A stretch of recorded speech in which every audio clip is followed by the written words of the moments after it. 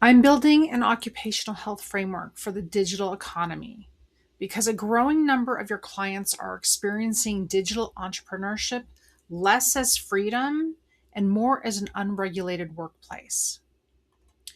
So, this isn't a niche issue. Tens of millions of people now earn income through digital platforms, yet most self employed workers sit outside OSHA protections, they sit outside traditional labor laws, and they sit outside employer based health benefits.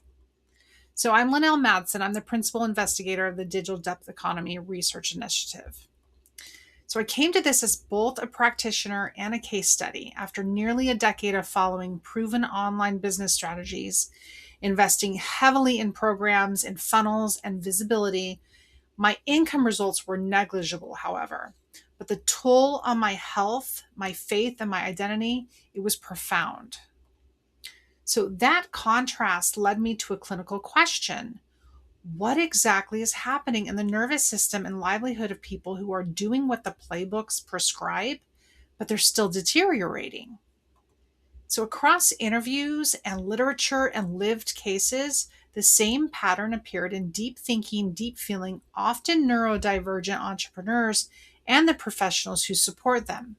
We call it the digital mismatch.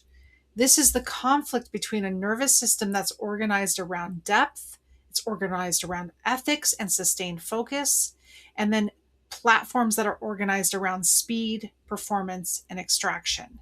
That's the digital mismatch. So offline, strengths begin to invert under those conditions. A capacity for depth becomes rumination, it becomes fragmentation. A commitment to authenticity collides with algorithms that reward performance. And then intrinsic motivation is stretched until basic recovery feels undeserved or risky. So, this isn't individual pathology, by the way. It's a structural mismatch between human neurobiology and the demands of platform based work.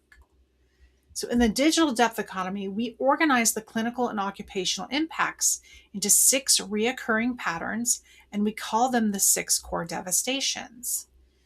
The first is identity erosion. This is clients describing themselves as feeling like a stranger in their own work because online performance is overriding internal voice. Next is feedback famine. This is disproportionate distress following digital silence, with physiology reading lack of response as social threat, not neutral data.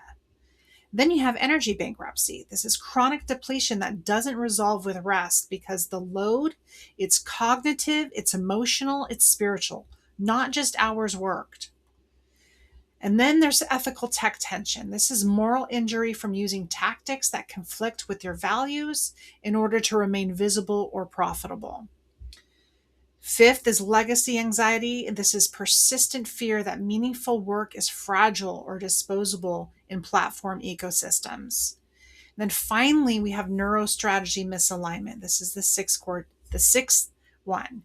This is decision paralysis and brain fog when biological rhythms and the platform demands are chronically at odds with one another.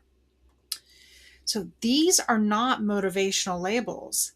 They're emerging clinical patterns we can describe, we can measure, and we can intervene on. So we're seeing these patterns across the lifespan in youth experimenting with creator careers, where only a small fraction are able to sustain themselves despite the size of the creator economy. In adults, we see it pivoting online after layoffs or burnout.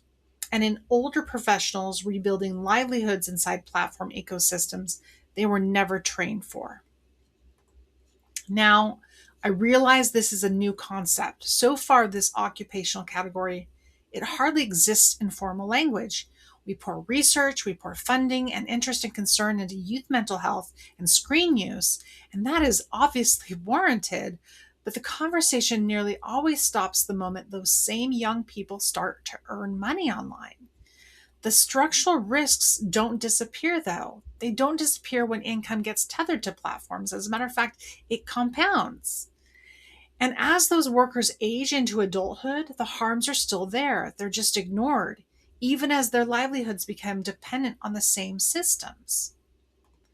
So the Digital Depth Economy Research Initiative uses mixed methods, intergenerational study to map platform dependency as an occupational exposure from prevention into early digital work to intervention during active burnout to rehabilitation for those whose income is already tied to those systems.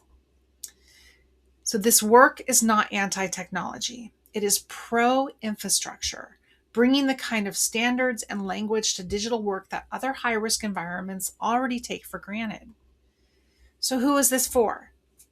If you're a therapist, you're a coach, or a practitioner, and you're recognizing your caseload in what I've described, the research journey page walks you through 5 stages of engaging with this framework, from early recognition to potential collaboration.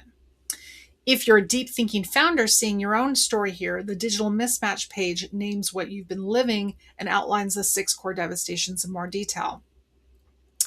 If you're a researcher or institutional partner, the methodology page outlines our current study design and where collaboration or independent replication would be most valuable. So, if this sounds less like marketing language and more like what you're actually seeing in bodies, in families, in balance sheets, you're in the right place. So the digital depth economy exists to give us language, evidence, and tools to reduce digital occupational harm so that deep thinking entrepreneurs and the professionals who support them aren't forced to treat their own wiring as defective just to stay online. Thank you so much for being here.